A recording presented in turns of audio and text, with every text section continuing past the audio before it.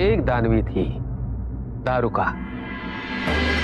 उसने एक वरदान पाने हेतु माता पार्वती की कठोर तपस्या की। ओम पार्वते नमः। ओम पार्वते नमः। ओम पार्वती। दारुका,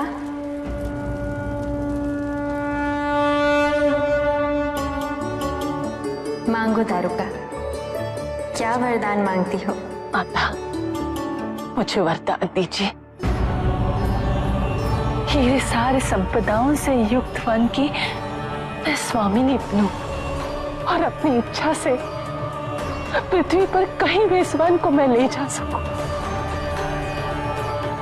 आपके इस वरदान से मैं इस वन को उन स्थानों पर पहुंचाने में सक्षम रहूंगी जहां इसकी आवश्यकता सबसे अधिक है।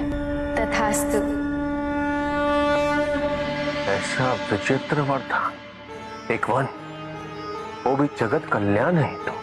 हाँ, दारुका ने यह अवश्य कहा कि वो जगत कल्याण हेतु ये वन चाहती है, परंतु सत्य तो ये था कि वो असुरों का वर्चस्व स्थापित करना चाहती थी। इसी उद्देश्य की पूर्ति हेतु वो उस वन को उठाकर पाताल में ले गई। वो एक नगर बनाना चाहती थी जिसे वो असुरों की राजधानी बनाती। इस नगर के निर्माण हेतु उसे श्रमिकों की आवश्यकता थी। मुझे आलसी लोगों से घृणा है, उन्हें यहाँ लाकर परिश्रम करवाना है। इस दारुका वन में एक विशाल नगर का निर्माण करने हेतु हमें ऐसे ही व्यक्तियों की आवश्यकता है। इसके लिए वो उन मनुष्यों को पकड़कर लाने लगी जो उसके अनुसार कुछ कार्य ना कर केवल पूजा अर्चना में अपना समय व्यर्थ कर रहे थे। महादेव के भक्तों ने उनसे प्रार्थना की, आह्वान किया उनका दारुका के अत्याचार से उन्हें मुक्त कराने के लिए, परंतु इससे दारुका भयंकर क्रोधित हुई। जला दो। ओम नमः जला दो। शिवाय। ओम नमः शिवाय। जब दारुका का अत्याचार अपनी सीमा लांघ गया तो महादेव वहां प्रकट हुए।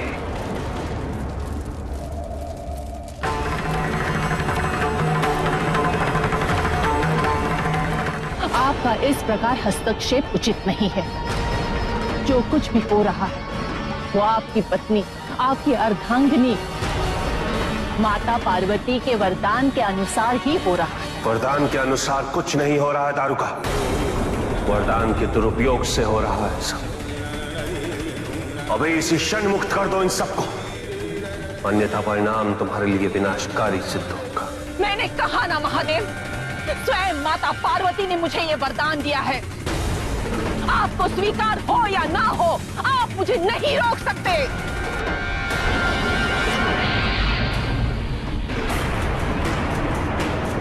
माता पार्वती, माता पार्वती रक्षा कीजिए, रक्षा कीजिए मां, रक्षा कीजिए। आपने दिए हैं वरदान की पूर्ति में महादेव विघ्न उत्पन्न कर रहे हैं। ये कैसा छल है अपने भक्तन के साथ। आप वरदान देती हैं और महादेव आकर उसे पूर्ण होने से रोक देते हैं। हमारे वरदान का अपमान महादेव ने नहीं, तुमने किया है दारुका।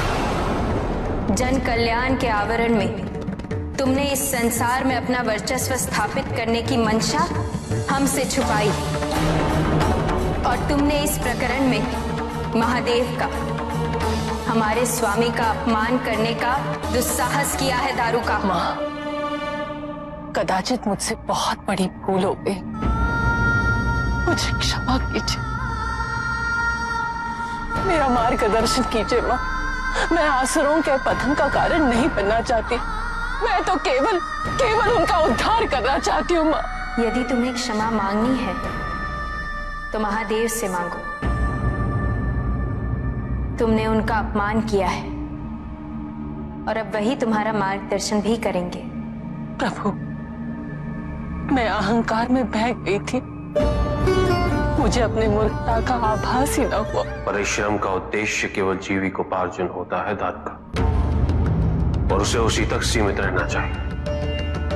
परिश्रम से हमें भोजन प्राप्त होता और उससे हमारी क्षुधा मिटती, किंतु हमारे जीवन का उद्देश्य केवल अपने पेट की क्षुधा को मिटाना नहीं होता।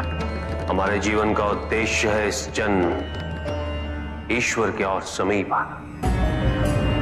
इसलिए केवल ये सोचना कि जो परिश्रम नहीं कर रहे वो आलसी, ये उचित नहीं। अपनी भूल को स्वीकार करने के लिए साहस की आवश्यकता होती है दारुका, और यदि अपनी भूल का आभास हो जाए तो क्षमा मात्र एक औपचारिकता है।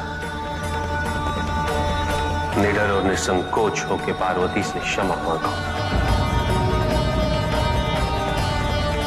स्वामी ने कहा ना दारुका,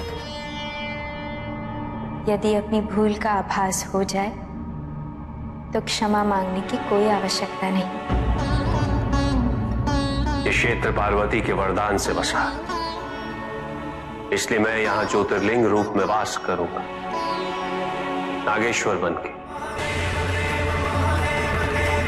और दर्शन प्राप्त करने के पश्चात भटके हुए मनुष्यों को